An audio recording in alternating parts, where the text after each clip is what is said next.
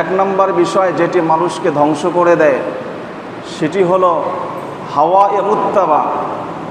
হাওয়ায়ে মুত্তাবা হলো মন চাহে জিন্দেগি, খাহেসাতে নফসানি, মন যা চায় তার উপরে জীবন পরিচালনা করা। এই এক নম্বর বিষয়, তিনের এক বিষয় যা মানুষকে ধ্বংস করে দেয়। হাওয়া মুত্তাবা, মন যা চায় তাই করে, মনে যা ভালো লাগে তাই করে।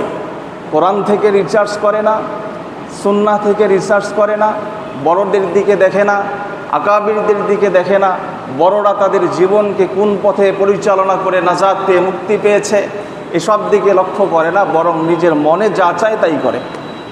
এই একটা নম্বর বিষয় প্রথম যা মানুষকে ধ্বংস করে দেয়। এই বিষয়টা একটু ব্যাখ্যা বিশ্লেষণের দরকার আছে। এ মর্মে আমি আপনাদের সামনে খুতবায় একটি আয়াতে কারিমা তেলাওয়াত করেছি, সূরাতুল জাসিয়া 23 নং আয়াতে কারিমা, 25 নং পারা, 19 নং পৃষ্ঠা। আল্লাহ সুবহানাহু ওয়া তাআলা বলেন এই বিষয়ে, আফারাআইতা মান ইত্তাখাযা ইলাহাহু হাওয়াহু ওয়া আযাল্লাহুল্লাহু আলা ইলম। আল্লাহ তাআলা বলতেছেন, আপনি কি লক্ষ্য করেন নাই নবীজি, আপনি কি দেখেন নাই মানুষের মধ্য থেকে এমন কিছু মানুষ আছে যারা তাদের খাহেসাতে নফসানিকে, মন চাহে জিন্দেগিকে, নফসকে, নিজের আত্মাকে নিজের প্রভু বানিয়েছে। আমাদের রবকে, আমাদের ইলাহকে, আমাদের প্রভুকে আল্লাহ। তাহলে আল্লাহ তাআলা বলতেছেন, নবীজি আপনি লক্ষ্য করেছেন কি এমন কিছু মানুষ আছে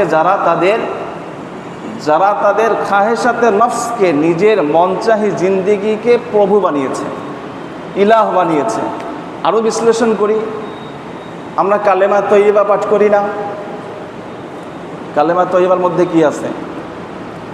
লা ইলাহা ইল্লাল্লাহ। বলেন, সবাই বলেন, লা ইলাহা ইল্লাল্লাহ এক অংশ, দ্বিতীয় অংশ হচ্ছে মুহাম্মাদুর রাসূলুল্লাহ সাল্লাল্লাহু আলাইহি ওয়াসাল্লাম। তাহলে প্রথম অংশে আমরা সাক্ষ্য দিই আল্লাহ তাআলা বাদে কোনো মাবুদ নেই, আল্লাহ তাআলা বাদে কোনো কি নাই, ইলাহ নাই, আল্লাহ তাআলা বাদে কোনো মাবুদ নাই। তাহলে এই যে আল্লাহ তাআলা বাদে কোনো মাবুদ নাই, আল্লাহ তাআলা বাদে কোনো ইলাহ নাই, তো এই কথাগুলোর মধ্যে সবগুলা বাংলা আছে, একটা কিন্তু আরবি রয়ে গেছে। বলেন তো কি সেটা? কথা বোঝা যাচ্ছে? ক্লিয়ার হয়? আওয়াজ ক্লিয়ার হয়? আল্লাহ তাআলা বাদে কোনো মাবুদ নাই, এই যে কথাটুকুন, এই বাক্যটুকুনের মধ্যে একটা শব্দ আরবি রয়ে গেছে। কি সেটা? মাবুদ। মাবুদ, মাবুদ শব্দটা কিন্তু আরবি রয়ে গেছে। তো মাবুদটা কি জিনিস আমরা এটা বুঝি না। মাবুদটা কি জিনিস, মাবুদ কাকে বলে, তার আগে আরেকটু বোঝার দরকার আছে। আল্লাহর সাথে আমাদের সম্পর্ক কিসের? আমাদের মায়ের সাথে আমাদের সম্পর্ক কিসের? মা ছেলে। বাবার সাথে সম্পর্ক বাবা ছেলে। ভাই ভাইয়ের সাথে সম্পর্ক ভাই ভাই, হ্যাঁ, চাচার সাথে সম্পর্ক চাচা ভাতিজা, মামার সাথে সম্পর্ক মামা ভাগিনা। তা আল্লাহর সাথে আমাদের কিসের সম্পর্ক? হ্যাঁ, না না না না, এটা তো সম্পর্ক নয়, এটা সম্পর্ক নয়। স্রষ্টা সৃষ্টি, এটা সম্পর্ক নয়। তো স্রষ্টা তো আল্লাহ তাআলা আরও অনেক কিছু সৃষ্টি করেছেন। আল্লাহ তাআলা তো আরও অনেক কিছু সৃষ্টি করেছেন। মানুষ, জিন বা ইনসান এবং জিন্নাত ব্যতীত আরও আল্লাহ মতান্তরে 18,000 মাখলুকাত সৃষ্টি করেছেন, আরও অনেক বেশি আছে। তো আল্লাহর সাথে আমাদের সম্পর্ক হলো আবদ মাহবুদ। কথাটা বুঝাইতে পারলাম না? আল্লাহর সাথে আমাদের সম্পর্ক হলো আবদ এবং মাহবুদের। আমরা হলাম দাস আর আল্লাহ হলো মাহবুদ, যার দাসত্ব করা হয়, যার কথা শোনা হয়, যার কথা মানা হয়। সহজ কথায় মাহবুদ শব্দের অর্থ হলো যার কথা মানা হয়, যার কথা শোনা হয়। তাহলে এবার কালিমার অর্থটা মিলান, লা ইলাহা ইল্লাল্লাহ। লা ইলাহা ইল্লাল্লাহ, নাই কোনো এমন যার কথা শোনা হয়, যার কথা মানা হয় আল্লাহ ছাড়া। আল্লাহ ছাড়া এমন কেহ নাই যার কথা মানা হয়, যার কথা শোনা হয়। কথা ক্লিয়ার? তাহলে আল্লাহ ছাড়া এমন কেহ নাই যার কথা শোনা হয়, যার কথা মানা হয়। তাহলে এটাই হচ্ছে কালিমার হাকিকত।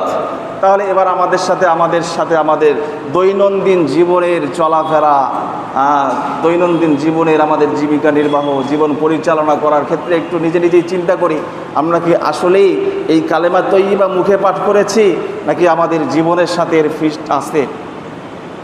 আমরা এটা জীবনে ফিট করেছি নাকি শুধু মুখেই পাঠ করেছি? আমরা কি কালেমা তৈয়্যিবা শুধু মুখেই বলছি, আল্লাহ তাআলা ব্যতীত কোনো মাবুদ নাই, নাকি আমাদের জীবনের পরিচালনার ক্ষেত্রে এটা ঠিক আছে? এবার দেখেন, বাস্তব জীবনে আসেন। লা ইলাহা ইল্লাল্লাহ, লা ইলাহা ইল্লাল্লাহ, আল্লাহ বাদে কোনো মাবুদ নাই, আল্লাহ বাদে কোনো মাবুদ নাই। আল্লাহ এমন এক সত্তা, আল্লাহ এমন এক প্রভু যার কথা শোনা হয়, যার কথা মানা হয়। তাহলে যে ব্যক্তিটা আজকে ফজরের নামাজ পড়ে নাই, ওই কার কথা শুনছে? মনে হয় কথা বুঝতেছেন না আপনারা। যে ব্যক্তি আজকে ফজরের নামাজ পড়লো না, ও কার কথা শুনছে? নফসের কথা শুনছে। হ্যাঁ, যে ব্যক্তি জোহরে হাজির হলো না, সে কার কথা শুনেছে? শয়তানের কথা। যে আসরে হাজির হয় নাই, সে শয়তানের কথা শুনলো। যে মাগরিবেও হাজির হয় নাই, সেও শয়তানের কথা শুনলো। যে এশার নামাজেও হাজির হলো না, সেও শয়তানের কথা শুনলো। যে দৈনন্দিন জীবনে চলার পথে সুদ ঘুষের সাথে সম্পৃক্ত আছে, সেও শয়তানের কথা শুনছে। যে বাড়ির মধ্যে টিভি লাগায়া সব সময় নাচ গান শুনে, সেও শয়তানের কথা শুনছে।